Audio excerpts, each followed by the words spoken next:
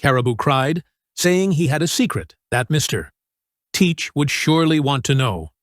He believed that if he were introduced to the captain, both their statuses would be elevated. However, Van Augur didn't believe him, and directly threatened him with a gun. Caribou, terrified, begged, saying he wasn't an enemy, so they shouldn't shoot him. He cried out that fate had brought them together in this place, asking if they thought so too. As for him, he was very sure, so he begged them to listen. Devon felt that the man in front of them was truly incomprehensible, while Van Augur knew clearly that the opponent was Caribou. Although they were both pirates, this island belonged to the world government, and the appearance of a stranger was not worth trusting. Caribou begged them not to kill him because he was not a subordinate of the Marines at all, and if they killed him here, Captain Teach would crush their heads. This threat made the other two feel confused, asking for a clear explanation of why. The suspect then revealed that he had important information that others didn't know. Devon felt it was absurd just hearing it. What important information could a mere incompetent pirate have? Caribou continued to assert that if they killed him, they would regret it for the rest of their lives, because he possessed information powerful enough to shake the entire world. He hoped they would understand and take him to meet Captain Teach, as it would be mutually beneficial. He secretly thought about what he had accidentally learned. These were ancient weapons named after gods that had existed since ancient times, one of which was Poseidon, held by the mermaid princess Shirahoshi, and another was Pluton, deep underground in Wano. These terrifying ancient weapons were said to be powers capable of destroying the entire world. The Straw Hat Pirates, and he were the only ones in the world who knew the exact locations of both of these destructive weapons. Looking at Caribou's confident expression, the sniper asked him to reveal the secret now, but he refused. Only when I meet Captain Teach will I provide all the information I have. He will surely be delighted. Back on the beach, the Marines still didn't know how to deal with the biological robots. Although some pacifistas had been taken down, there were still many left. The Marine warships were shot down one after another, and each time they fired back, the bubble shields of the biological robots activated, blocking all damage. Having no other choice, the vice admirals had to order a retreat before the casualties increased. However, the attack range of the pacifistas was very far, and even though they kept their distance, some ships were still shot and exploded. The desperate cries of the Marine soldiers worried Vice Admiral Doberman. He knew that if they couldn't control the pacifistas, they couldn't destroy this island. Fighting them also made others feel bored, and, furthermore, the giant tribe had landed on the other side of the island. These were all unexpected events. Since Dr. Vegapunk was the one who gave the pirates control of the pacifistas, the Marines had even more reason to destroy this place. The crime of betraying the world government was a very serious crime that needed to be dealt with strictly. First, they wanted to regain control of the biological robots, and that could be done by eliminating Bonnie. Many vice admirals were ordered to go ashore and search for her.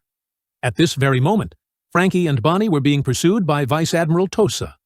Although they were flying at high speed, the old man could still catch up. Atlas asked Frankie to use all his strength to shake him off, but due to the excessive speed, it was very difficult to control. He tried to weave through the trees, while Tosa used his muscular strength to cut them all down. Witnessing this scene, the two were extremely worried. Bonnie warned that he was about to do something. The Vice Admiral tensed his arms to unleash a special move towards Bonnie. However, before he could get close, the giant tribe arrived and intercepted him. With just one blow, the Vice Admiral was flattened. The Frankie group looked up and were terrified by the giants. As a latecomer, he had no idea who Dory and Brogy were. The young girl screamed in fear, as it was her first time seeing someone so huge. Frankie thought they were enemies, but that wasn't the case. Their friend asked who they were, and although they had studied the new Straw Hat members through their bounties, they didn't recognize anyone. Dory said, "We're here to find Luffy and the others." Frankie happily replied, "He's our captain." When asked if they wanted to fight Luffy, they said no. The giant pirate crew was there to help their old friends. This was the promise they had made with the Straw Hats long ago. With such strong allies, Frankie felt completely at ease. Bonnie said that Vegapunk, Sanji, and Luffy were in the center of the island. Hearing those names made Brogy feel nostalgic. Of course, they would save Vegapunk, as he was the person the scholar had mentioned. So, the giants took Kuma onto the ship for treatment. The others would head to the center of the island to help Luffy. Outside, the vice admirals were losing patience as Tosa's communication was cut off. The remaining ones were forced to seek out the giant's ship for an opportunity. Many years ago, Dahl had a giant as a boss, and he was very strong, so the members of the giant pirate crew could not be underestimated. The Frankie group was being taken to safety. He said that the remaining crew members were in the laboratory in the clouds. Back to St. Saturn, who was now panting, his entire body suddenly transformed, becoming stronger and larger. Luffy went to Vegapunk and asked if he was okay. The doctor's heart was being measured by advanced equipment in the laboratory, and it was weakening by the second. Conversely, their enemy was becoming more terrifying. Wherever Saturn went, poison spread, to the point where the ground melted. Luffy realized that if he took Dr. Vegapunk away now, he would bleed to death. Admiral Kizaru felt things had gone too far, and being constantly obstructed by Sanji annoyed him. Conversely, Sanji asked the opponent not to block their way anymore. At this moment, Saturn's ugly form attracted them. He was extremely angry that he still couldn't eliminate Luffy, who was still sitting there talking with Vegapunk. He said that they had promised to take him away from here. However, he knew he wouldn't live much longer, so he asked Luffy to leave.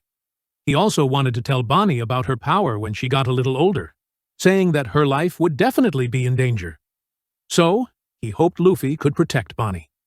Sanji stood before the enemy and felt that he was completely different from a human, from his insane eyes to his monstrous appearance. Saturn looked towards Luffy to find an opportunity to attack. Sanji also warned him and immediately carried Vegapunk to another place. He knew the doctor would be in a lot of pain, but had to endure a little longer. The main character, seeing his comrades in danger, actively attracted attention. By clapping his hands loudly to create sound, he laughed and said, "I'm here to provoke the monster." Saturn, provoked, turned to target Luffy. However, he easily dodged the attack and simultaneously asked Sanji to take Dr. Vegapunk first and not to worry if he was in pain while moving. Following that advice from the captain, Sanji turned and ran, but Saturn chased him. The main character appeared in front of him again to provoke him. He said, "You will never be able to catch us." He even slapped his butt like a child. Extremely angry, Saturn attacked wildly, but not a single blow hit Luffy. He dodged very well, treating this battle as a simple game. As for Dr. Vegapunk, he now asked to be put down. Sanji continued to run, but Kizaru appeared and blocked his way. He was kicked away, unable to do anything. Vegapunk was pierced through the body by his old friend using devil fruit powers. After the act, the Marine Admiral felt very sad, but could not disobey orders from his superiors. Sanji was also shocked to see Dr. Vegapunk like this. Luffy continued to ask his friend to take him to the back of the island with the other members. This time, Kizaru did not stop them, but just stood there, holding his sadness within. Luffy angrily transformed his body to become huge, and even Admiral Kizaru and St. Saturn were held tightly by him, unable to move. Luffy said he would not let them chase his friends. Vegapunk, at this point, could no longer breathe. Looking at Luffy one last time, he smiled contentedly, and then his heart stopped beating. Sanji, heartbroken, tried to shake Vegapunk awake, but it was in vain. Perhaps the doctor had foreseen this scenario, so as soon as his heart stopped beating, a pre-prepared recording immediately played for the whole world to see. Dr. Vegapunk introduced himself as a genius scientist, and the message he left behind would surely shock everyone. But it was the truth of the world, so he would still speak it.